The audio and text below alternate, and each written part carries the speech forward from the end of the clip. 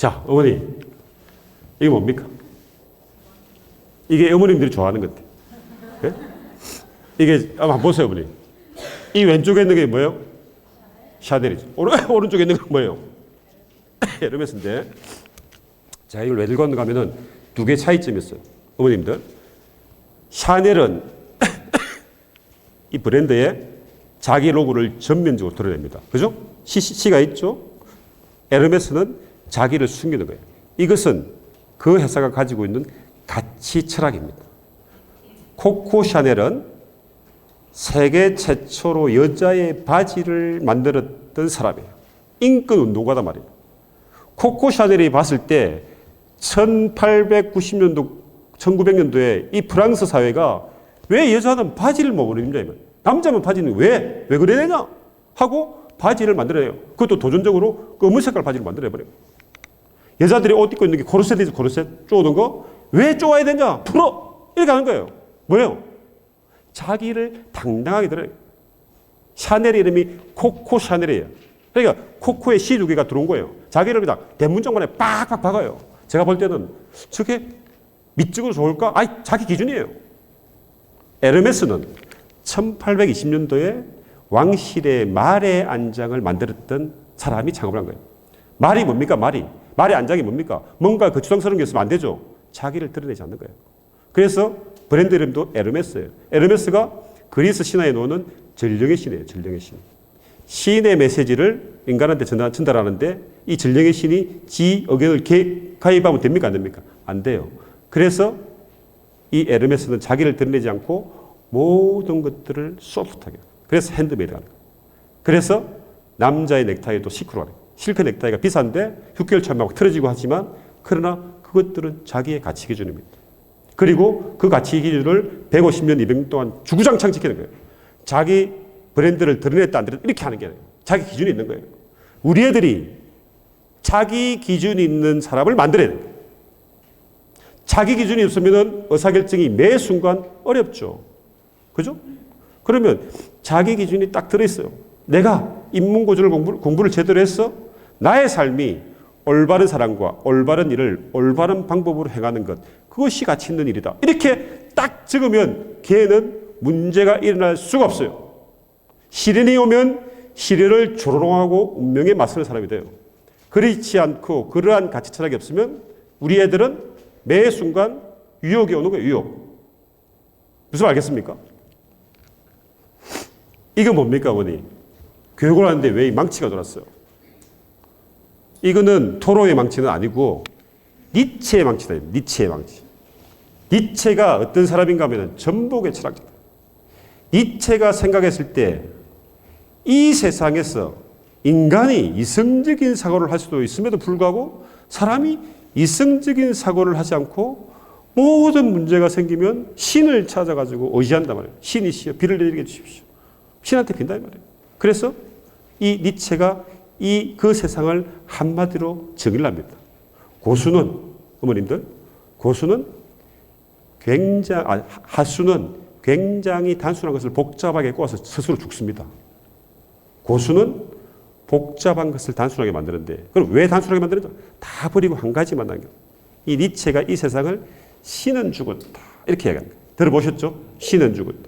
여기서 말하는 신은 죽었다. 신이 뭔가 하면은 이 세상이 가지고 있는 불편한 지식과 고정관념과 편견을 의미하는 거예요. 그러면 우리 애들이 니체의 자라투스트라는 이렇게 말했다는 철학책을 읽고 니체의 방치를 들고 자기네 주변에 있는 고정관념과 불편한 지식과 편견을 깨부실 때 걔의 인생은 열린다 이 말이에요.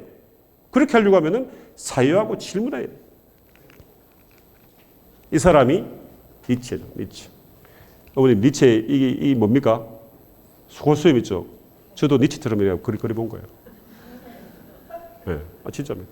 네. 제가 제 필명이 플라톤인데 그리스의 철학자랑 로마의 철학자랑 구분하는 방법이 있어요. 그리스의 철학자는 전부 다 수염을 기릅니다. 로마의 철학자는 수염이 없어요.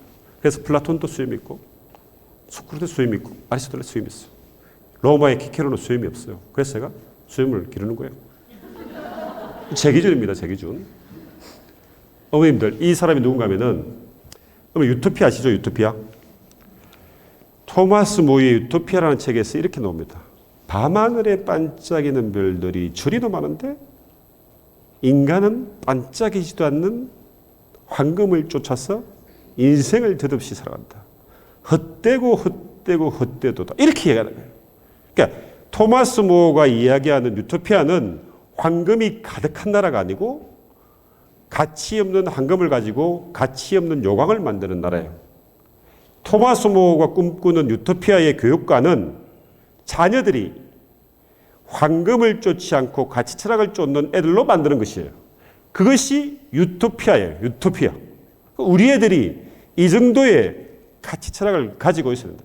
제가 우리 애들을 뽑을 때, 우리 직원들을 뽑을 때 공부력, 열정, 그 다음에 뭐요? 인성이라고 그랬죠. 그죠? 인문고전 철학을 공부하는 애들은 인성이 나쁠 수가 없어요. 왜냐하면 철학의 메인 주제는 justice, 정의예요. 그러면 철학이 왜 정의를 물고 들이지는가 하면은 정의롭게 살지 않으면 싸움이 생기는 거예요.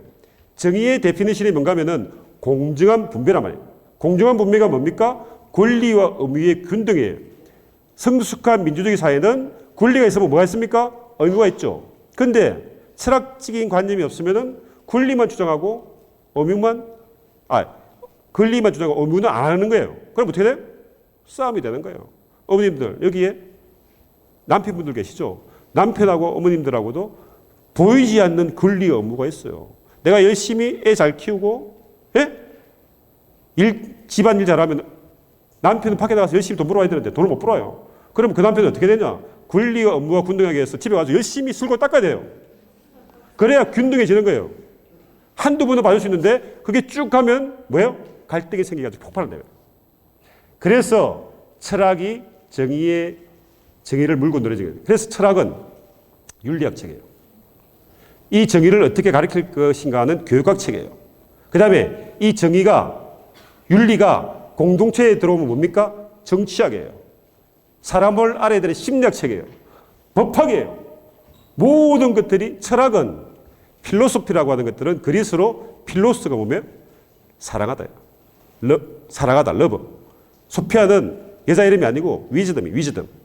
지혜를 살아가는 학문이 철학이에요. 그러니까 옛날의 철학이라는 것은 학문을 전체적으로 설명하는 거예요.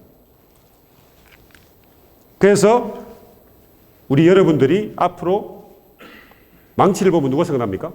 니체가 생각나요. 그 다음에 요강을 보면 누가 생각날까요?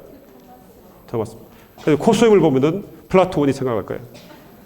자, 이렇게 공부하는 게 이미지 연상을 위한 추상학법이에요. 뒤에 설명을 드릴 거예요. 자, 어머님들, 이 그림 아시는 분 손 들어보세요. 아시죠? 예, 우리 본부장님 아시고. 이 그림이 르네상스 시대의 천재 화가인 라파엘로의 아테네 학당이라는 건데 여기에 있는 54명의 모든 사람들이 철학자입니다. 이게 추상합니다. 이 한 사람 한 사람의 몸의 발짓, 손짓이 다 철학적인 메시지를 담고 있어요. 여기 있는 사람이 누군가 하면 누굴 것 같아요? 열심히 뭔가를 풀고 있죠? 피타고라스. 피타고라스는 철학자입니까? 수학자입니까? 수학자이자 철학자입니다. 네? 여기에 중심에 있는 사람이 누군가 하면은 이 54명 중에서 가장 중요한 사람인 플라톤이에요. 옆에 있는 사람은 그의 제자 아리스토텔레스고, 이 아리스토텔레스의 제자는 누군가 하면은 세계를 최초로 지배했던 제국 알렉산더 대왕이에요. 여기가 알렉산더 대왕이에요. 이 알렉산더 대왕 옆에 있는 사람이 누군가요? 소크라테스입니다. 시기적으로 이 알렉산더 대왕이랑 소크라테스를 만난 적이 없지만 철학적인 사상이 이렇게 갔다가 이렇게 갔죠. 이걸 의미하는 거예요. 그리고 보세요. 플라톤의 손이 어디를 향하고 있습니까? 하늘을 향하고 있죠. 플라톤의 철학은 이 현실 세계에서는 달성될 수 없으나 반드시 추구해야 되는 사상. 이상주의적 철학 이렇게 하는 거예요. 그 옆에 있는 아리스토텔레스는 손이 바닥을 향하고 있어. 경험주의 철학을 의미하고 이 아리스토텔레스가 가지고 있는 손에 쥐고 있는 책은 에티카. 에티카가 뭡니까? 윤리학 책입니다. 윤리학. 그래서 여기에 있는 54명의 이 사상가들이 우리 인류의 지성사를 지배하고 있는 사람이고 그 중에서도 제일 중요한 사람이 플라톤이에요. 플라톤의 철학은 누구한테 왔습니까? 소크라테스로부터 왔죠. 그래서 이게 GMB에서 새롭게 내는 펠렉스라는 브랜드의 로고인데 어머니 왼쪽에 있는 이게 누굴 것 같습니까? 당연히 플라톤일 것 같죠? 오른쪽에 있는 사람 누굴 것 같아요? 알았죠? 그래서 우리 GMB의 원조고부터 본부장님부터 학원장님 선생님들이 플라톤이 되는 것이고 우리가 가르치는 애들은 누굴 만들어요? 아리스토텔레스라는 지성인을 만들려고 하는 거고 뒤에 있는 이 세 가지가 색깔이 많이 본 것 같죠? 그죠? 이게 GMB 색깔입니다. 오른쪽에 있는 이 색깔이 이게 용기를 의미합니다. 그 다음에 중간에 있는 게 황금색 지혜를 의미해요. 이성. 오른쪽에 있는 게 욕망을 의미합니다. 플라톤은 올바른 사람은 머리에 해당하는 이성이 가슴에 해당하는 용기의 도움을 받아서 욕망을 잘 절제할 때 달성된다고 하였습니다. 우리 애들을 이성이 용기의 도움을 받아서 필요한 욕망을 자극하고 불필요하거나 불법적인 욕망을 자제시켜서 이 세상에 선한 영향력을 행사하는 그러한 인재로 만들려고 하는 게 이 펠렉스가 가지고 있는 로고의 의미예요. 그리고 이 펠렉스는 플라톤의 학문 탐구 자세인데 받아들인 지식을 관점을 달리하여 재해석해서 새로운 가치를 창출하는 학문 탐구 자세. 다시 말씀드리면 펠렉스는 받아들인 지식을 관점을 달리해서 새로운 가치를 창출하는 학문 탐구 자세고 그 학문 탐구 자세로 플라톤은 이 2500년 동안 인류 지성사에 큰 울림을 주었던 철학적인 사상들을 쏟아낸단 말입니다. 멋있죠, 그죠? 어머님들, 자, 그러면 왜 생각 들기가 중요한가 하면은 어머님들, 제가 독서가 중요하다고 그랬죠, 그죠? 독서를 많이 한 사람들은 굉장히 이 세상을 단순하게 볼 수 있는 거예요. 단순하게 볼 수 있는데, 아까 제가 그런 거예요. 인터넷 시장이 발현됐는데, 인터넷 세상이 발현되면서 어떤 사람은, 야, 그것은 하나의 전자기기가 하나 더 만들어진 거야. 이렇게 생각할 수도 있겠죠, 그죠? 근데 어떤 사람은, 야, 아니야. 이 세상은 두 가지로 구분할 수 있는데, 하나는 인터넷이 없는 세상, 하나는 인터넷이 있는 세상. 이렇게 구분하는 사람이 있어요. 그러면 그 사람들이 세상을 두 가지로 구분했으면은 내가 사업을 하고 싶어요. 그러면 오프라인에 있는 사업을 온라인으로 옮겨놓으면 그게 뭐예요? 전부 다 사업이 되는 거예요. 받아들인 지식은 다 같이 받아들였어요. 관점을 달리하는 사람과 반점을 달리하지는 못한 사람이 인생은 극명하게 차이 나는 거예요. 어머님들, 구글 아시죠? 구글은 우리가 백과사전을 온라인에 옮겨놓은 거예요. 그죠? 별거 아니에요. 어머님들, 이베이 압니까? 이베이? 미국에 있는 이베이라고 옥션이 있어요. 그것은 오프라인에 있는 미술품에 경매하는 방법을 온라인에 올려놓은 거예요. 페이스북은 뭐예요? 온라인에서 잡담하는 거를 올려놓은 거예요. 어머님들, 에어비앤비 아시죠? 에어비앤비 뭐예요?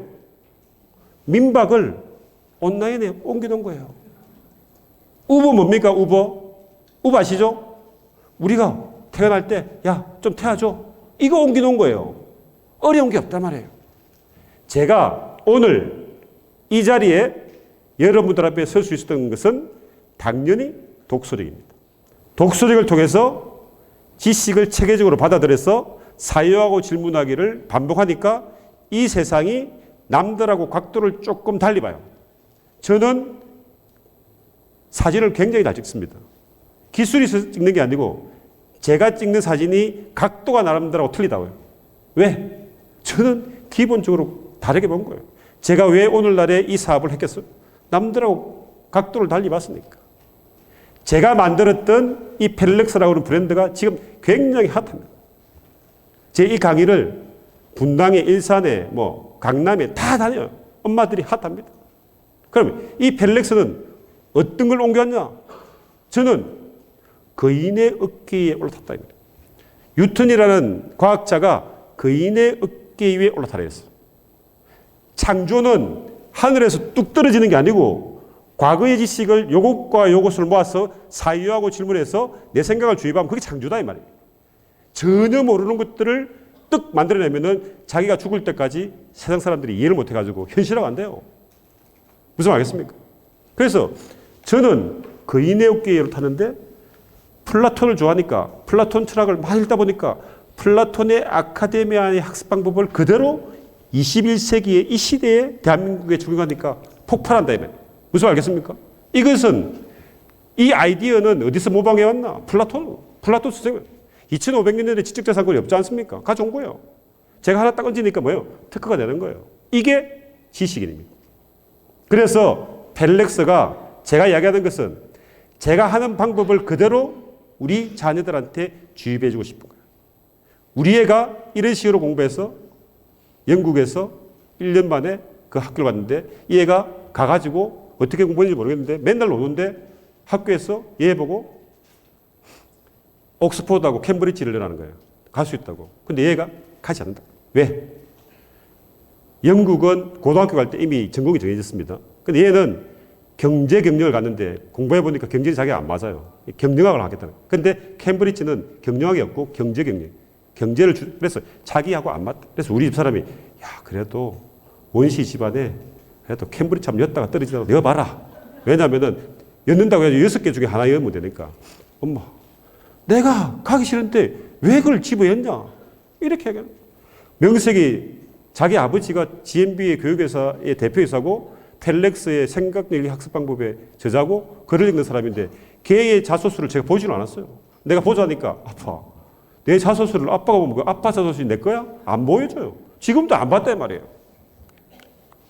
그래요.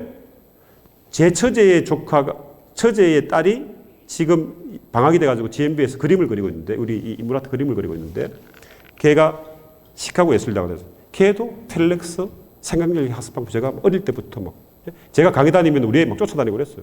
뒤에서 손 버뜩 들고 막 그랬어요. 그렇단 말이죠. 자, 그래서 생각이 열리면 구글 같은 회사를 만들고 이베이 같은 회사를 만들고 하는 게 굉장히 쉬워요. 여러분들 요즘에 배달의 민족 아시죠? 배달의 민족. 배달의 민족의 그 대표가 무엇을 사뱉는 거 압니까? 다니다가 예? 시중에 다니다가 전단 있죠?